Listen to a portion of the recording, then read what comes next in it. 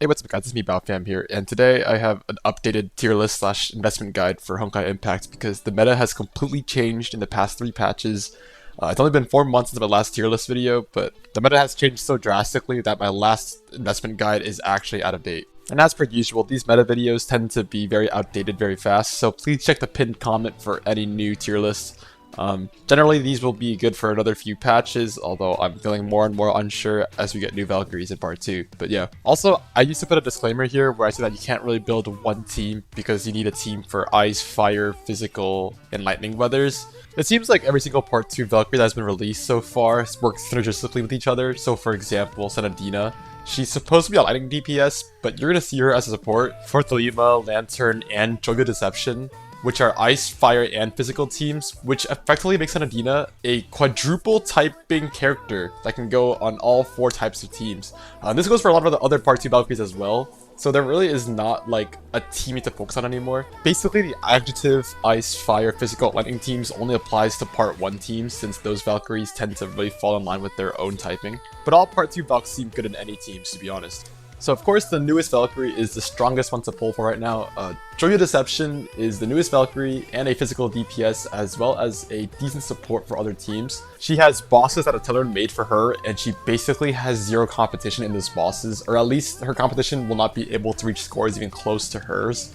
Her only real downside is that she's a lot more reliant on the Sarah Astral Op than other part 2 Valkyries are on any Astral Op or Elf. Now, you don't really need the Astral Op if you're not aiming for Nirvana or top 50 in Memorial Arena, but if you are aiming for either of those, you actually kind of do need the Sarah Elf, at least at S rank, but ideally SS rank.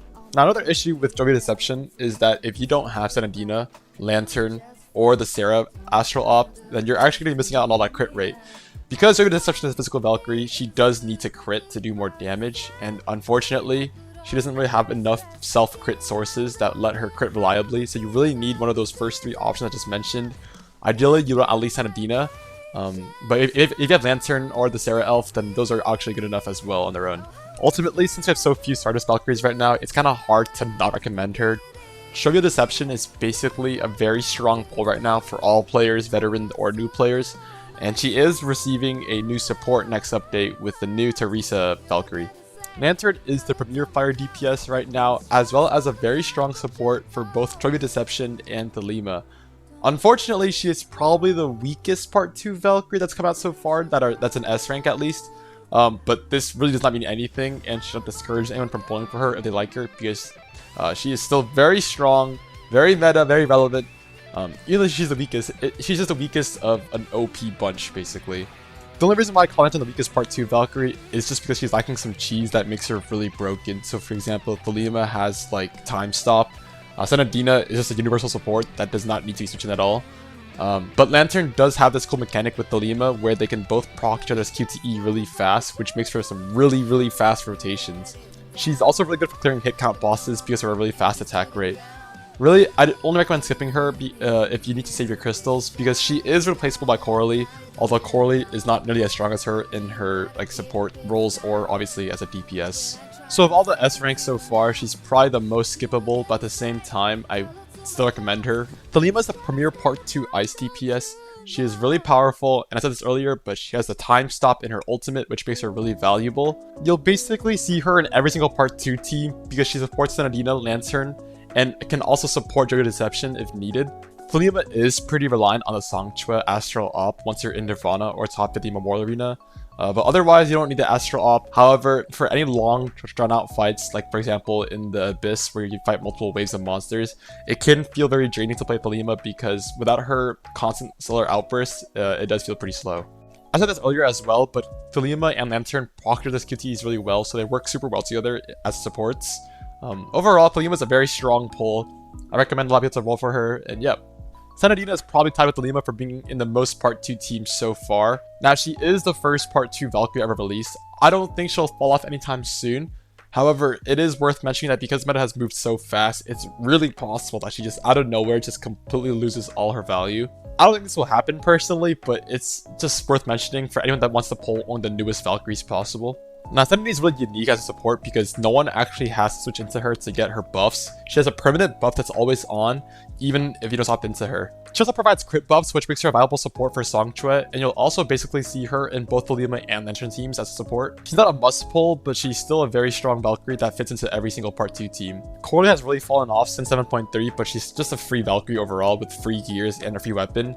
The only reason why I would not invest in her is because you want to save your Honkai shards for a different weapon, I guess. At the current moment, she's still a really strong placeholder Valkyrie, so for example, if you're like missing a certain Part 2 Valkyrie that you need as a support, then you just put her in since she has universal buffs.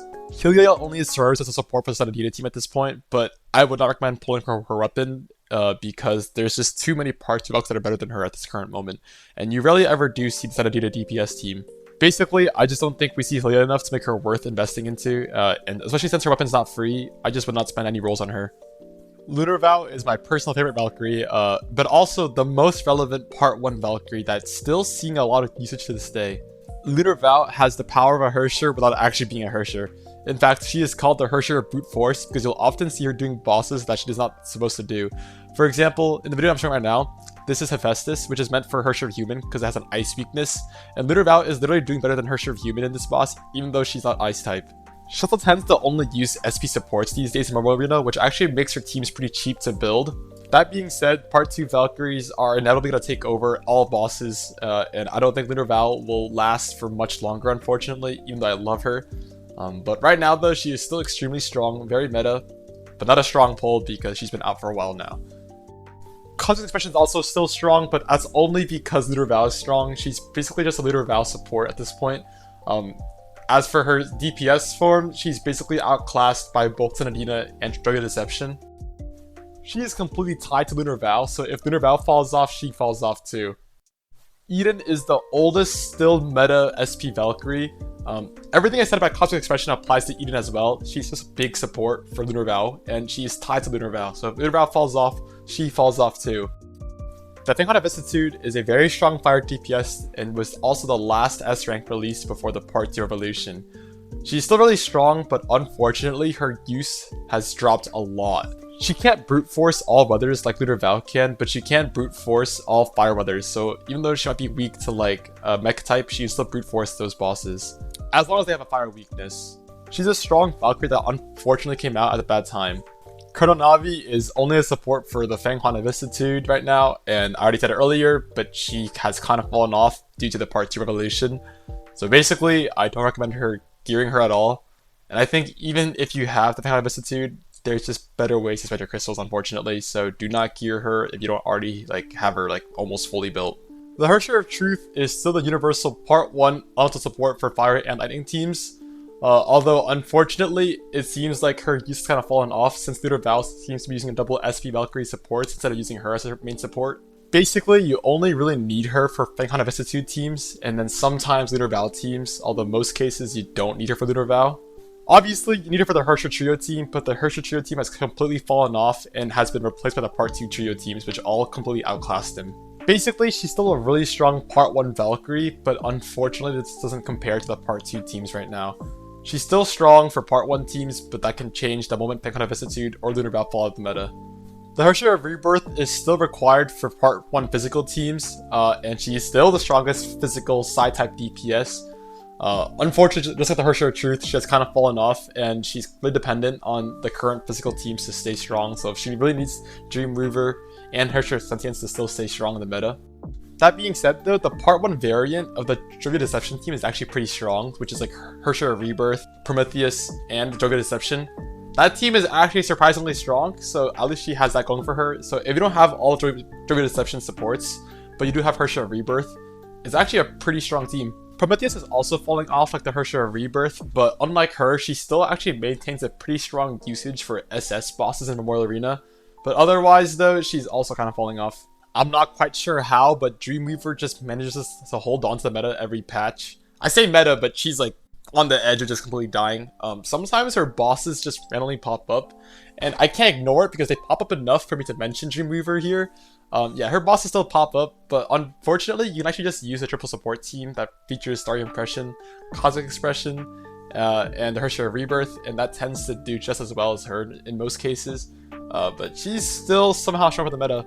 Don't pull for her, but I have to mention her because she's still somewhat, like, barely meta. Herrscher of Sentience has not seen any usage recently, actually, which kind of surprised me because her Divine Key came out after Dreamweaver. And also, there has not been any bosses for Herrscher of Rebirth DPS where she can actually support Herrscher of Rebirth either. So unfortunately, I don't know what's happened, but I think she's completely fallen off. I'd like to dedicate this entire section of the video to the death of Part 1 Ice teams. Unfortunately, none of them are meta anymore, with the exception of maybe Kira. Herrscher of Human has been completely power crept by both Lunar Vow and Thelema. Jade Knight is completely reliant on Herrscher of Human being strong, so she's also unfortunately dead now. Now for bosses in Immortal Arena, like the Wardens, where they have basically a black HP bar, you still do need Shigure Kira. And basically, instead of using Herrscher of Human, you just use Shigure Kira with Lunar Vow, and that does a lot more damage and clears it faster, unfortunately. Shigure Kira can at least be used as a placeholder support for Part 1 Elemental teams, but otherwise though, I think Part 1 Ice teams are completely dead, and you're only going to see Shigure Kira for the Warden's boss, really. So yeah, that's the end of this investment guide. Like I said earlier, if I'm missing a Valkyrie that you're looking forward to, I'm sorry, they're just not meta anymore. Hopefully, I didn't hurt anyone's feelings with this, and like I said earlier, this is just meant for the meta. You can honestly get through a lot of this game with like really old Valkyries, so if you feel disheartened by this tier list, don't worry, you can actually get most of your crystal income and everything like with old Valkyries. Anyways, please do leave a like and subscribe if you like this video. It really means a lot to me. I spent a long time making this video as usual, and once I get into college, like for my second year, I'm not gonna have that much time to make videos anymore, so hopefully this will suffice for an investment guide. Anyways, peace.